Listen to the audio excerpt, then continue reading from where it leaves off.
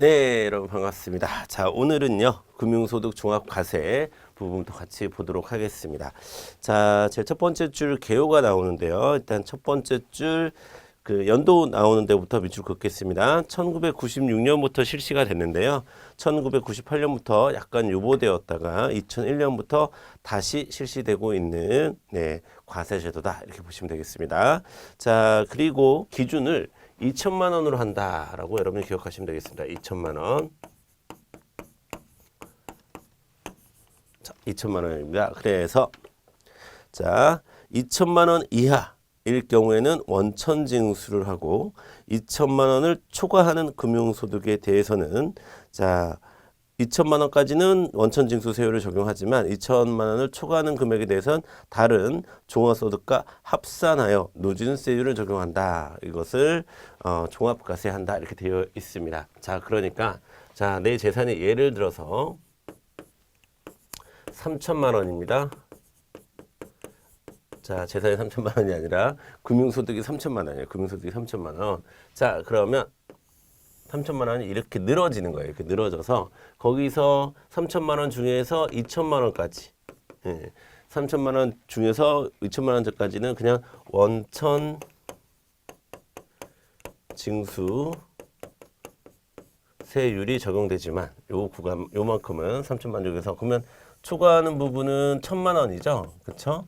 초과하는 부분 1천만 원. 요 1천만 원에 해당하는 부분은 다른 종합소득과 합산해서 종합과세를 하게 되는 거예요. 여기는 종합과세는 이제 누진세의 성격으로 적용이 되는 거다. 이렇게 중요한 건 요 2천만 원을 기준으로 한다.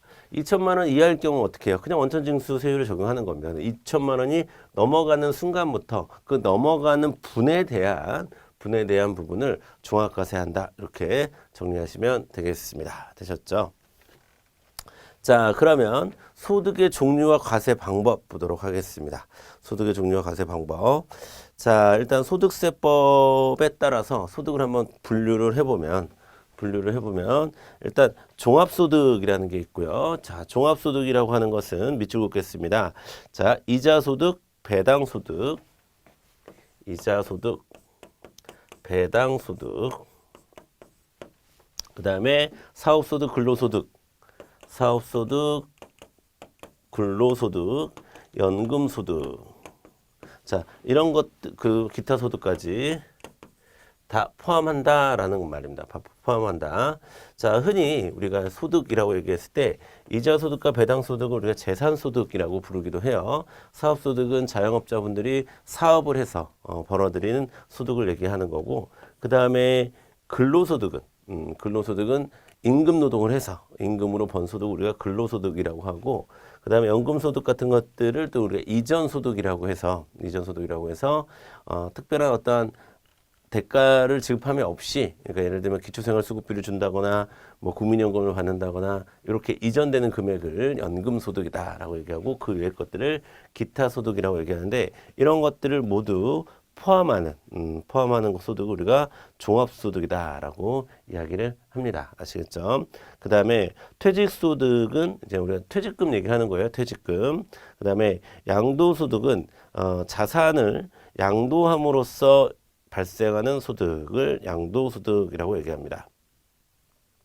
자, 양도소득이라고 하는 것은 그러니까 예를 들어서 내가 부동산을 갖고 있다가 부동산을 다른 사람에게 파는 그 과정에서 발생하는 소득을 우리가 양도소득입니다. 양도소득이다. 이렇게 얘기를 한다.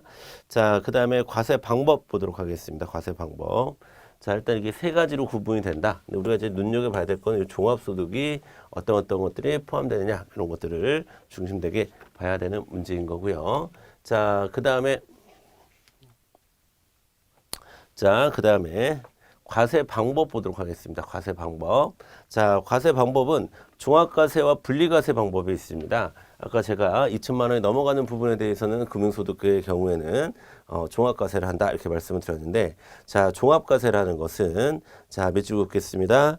자, 이자소득 및 종합소득 중 비과세소득과 분리과세소득을 제외한, 그러니까 일단 세금이 부과되지 않는 소득이 있을 수 있어요. 세금이 부과되지 않는 소득. 소득과 그다음에 분리해서 세금을 부과하는 소득 외에 나머지 소득을 합산해서 하는 겁니다. 여기서 중요한 것은 바로 누진세율을 적용한다는 겁니다.